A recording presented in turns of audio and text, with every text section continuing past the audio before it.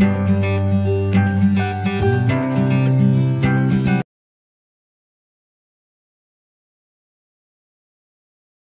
కోతి ఒకరోజు స్వామీజీ ఉపన్యాసం విన్నది.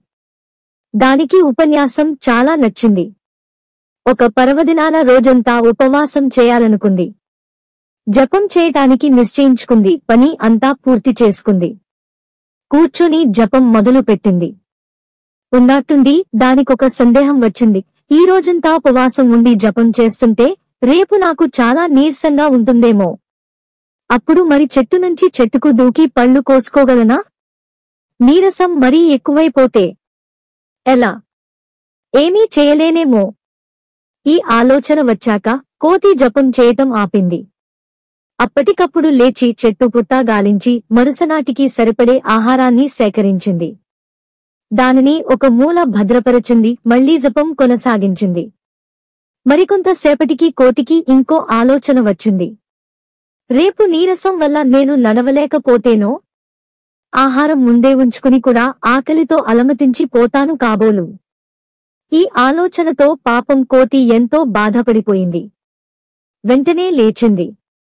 ఆహారాన్ని తన చేతికి అందుబాటులో ఉంచుకుంది. మళ్లీ జపం ఆరంభించింది. ఆ కోతికి కొంతసేపటికి మరో ఆలోచన వచ్చింది.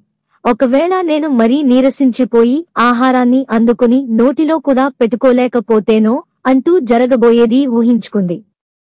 ఆహారాన్ని నోటిలోనే ఉంచుకుని ఉపవాసం చేయాలనుకుంది. ఆ విధంగా అది ఆహారాన్ని నోటిలో పెట్టుకుని జపం చేయబోయింది. కాని నోటిలో నిండుగా ఆహారం పెట్టుకుని జపం ఎలా చేస్తుంది?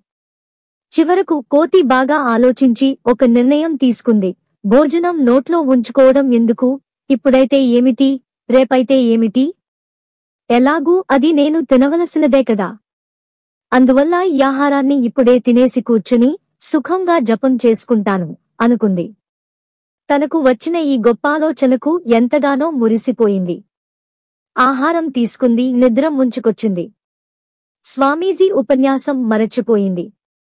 పక్కపరుచుకుంది. హాయిగా నిద్రపోయింది. ఈ వీడియో కనుక మీకు నచ్చినట్లయితే లైక్ చేసి షేర్ చేసి సబ్స్క్రైబ్ చేసుకోండి.